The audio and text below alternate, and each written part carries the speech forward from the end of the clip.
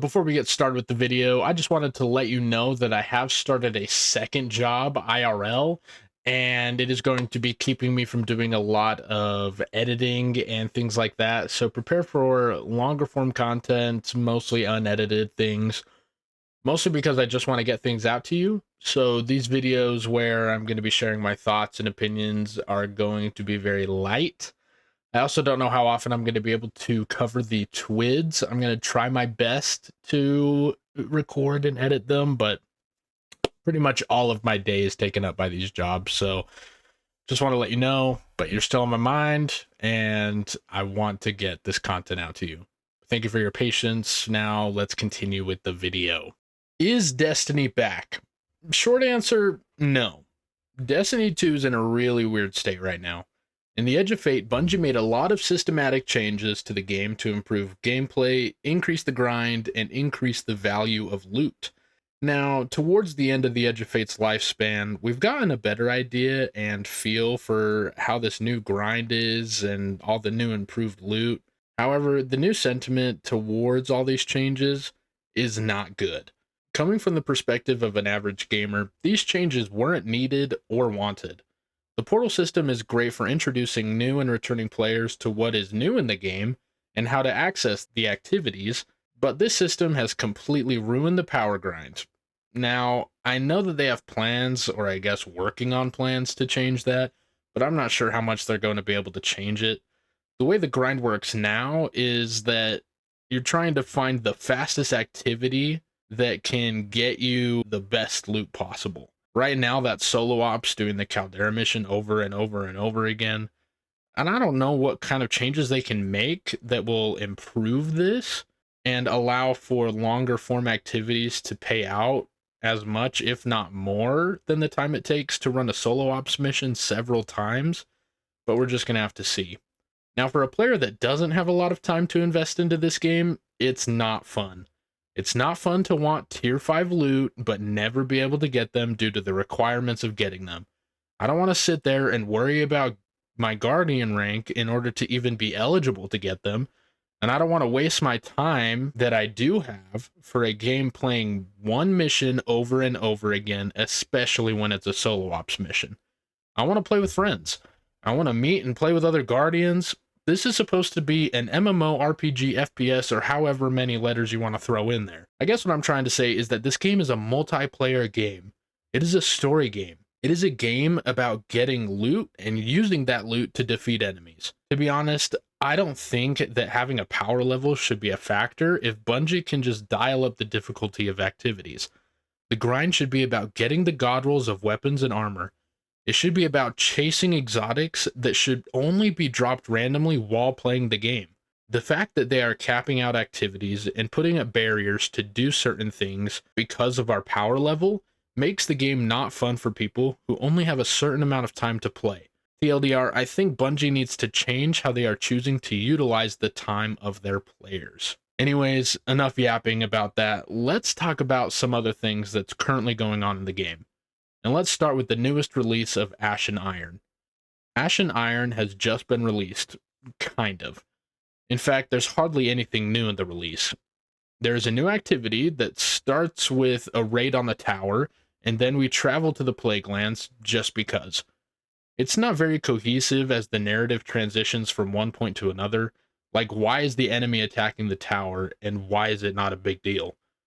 We had an entirely new game release, with the main focus being the fact that enemies attack the tower. And that was Destiny 2 vanilla, right? We got an entirely new expansion, and it started with that. Now, with it happening again, it's like nothing's happening, and it's not a really big deal because it's already happened before, I guess. And then, without warning or really any explanation, we are put into the Plaguelands into an activity called Reclaim, where you, quote-unquote, reclaim 4 different areas from the Vex/Cabal that are stealing Golden Age tech for something bad. Now, this activity would be fun if it actually had a reason to play it. You don't really get anything from the activity, from looting chests or scanning Siva things as you go along. You just get progress to fill up a bar that lets you go on to the next area.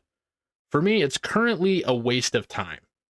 However, I have a plan with the Ash and Iron activity to make it better in every way possible regarding loot and time management. During the activity, as you are looting chests and scanning little Siva things here and there, you have a chance to pick up Golden Age parts. Now, there are 3 different types of these Golden Age parts, right? Rare, legendary, exotic. Now, rares and legendaries can be found within the chest's scannable items, as well as having a chance to drop from enemies. Now, the exotics, on the other hand, only have a chance to drop from the final boss of each encounter.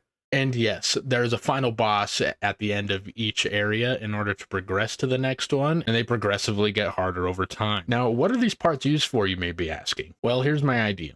My idea is that Ada-1 shows up at the end of the activity as kind of like a vendor at the end of raids. You know how you interact with them and you can get loot just by spending currency and stuff? Well, you take your Golden Age parts to Ada-1, and being the walking forge that she is, you can spend these materials to craft the activity weapons. It'll be somewhat similar to going to the Enclave and crafting your other weapons, except when you craft them through Ada-1 for these specific activity weapons, you will not be able to reshape them to get different perks. But there is something special that you can do. You can spend more of these Golden Age parts to upgrade the intrinsic value of these weapons, also known as you can upgrade their tier, which will allow you to select more than one perk in each slot so that you can get the god rolls that you want on one weapon, right? These changes will allow people to focus the loot that they want and be able to upgrade them to get the max amount of perks that they can, as if they were getting tier 5 loot. But they'll have to spend a little bit more time and effort into this activity in order to get the loot that they want. And I think this solves pretty much all of the problems that are currently going on within this activity and within Ash of Iron, especially with it being a partial release of Ash and Iron, with everything else being pushed back till October.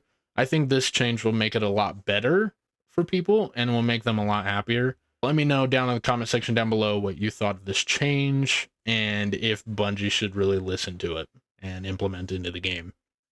Because then it would give Ada-1 something to do other than stand there, right? Now that I'm done talking about the new activity, there's nothing else to talk about for Ash and Iron because everything got pushed back to October and we have no idea what anything else is going to be like. Okay, now that we're done with Ash and Iron, let's talk about Renegades. Now I'm a huge Star Wars fan. In fact, my wife and I are currently watching the entire Star Wars collection in timeline order, which has been really fun and exciting because she's never seen them before. Now, with Destiny, I think this is a really great opportunity for them to do this collab. Before and during the Edge of Fate, I have said that Bungie should have done something more flashy, more activity-driven, with a lot of good storytelling for the Edge of Fate, rather than mainly being a systematic change with some really good storytelling. Because after the reveal stream for Renegades, everyone is hyped. Everyone is excited because they're doing all of the flashy fun stuff. The activities are going to be tied in with the actual expansion rather than being old stuff with a little polish. They're evolving how we interact with the enemies, especially the Vex, who can now think for themselves and wear clothes now. I think they have a really great opportunity to turn things around and bring everyone back with Renegades. Do I think they're holding themselves back by continuing to use the Tiger engine? Yeah. Do I think that this engine is keeping them from evolving the game and trying to do a lot of cool stuff that other engines can do? Yeah. But that's okay. For now, Bungie is in a place where they can really turn things around and make the game a lot more fun and interesting. What's not so great is that it's not now. Nothing is happening now. Everything that is exciting is for the future, with future changes and future releases. The game right now is in a very bad spot. Currently, the game feels really bad to play, especially for someone who doesn't have a lot of time to play the game. But I guess we're just going to have to wait and see. They've got a lot of plans to fix a lot of things, to fix a lot of bugs, and to change how the game feels with power progression and things like that. So we're just going to have to wait till after these changes to see how the game feels. So those are kind of my thoughts on everything that has been revealed and released recently with Destiny 2, and let me know what your thoughts and opinions are down in the comment section down below. I'd love to hear your thoughts on the changes that I implemented for Ashen Iron, as well as your thoughts and feelings on Renegades. But thank you all for coming and watching, and I will see you in the next video. See ya.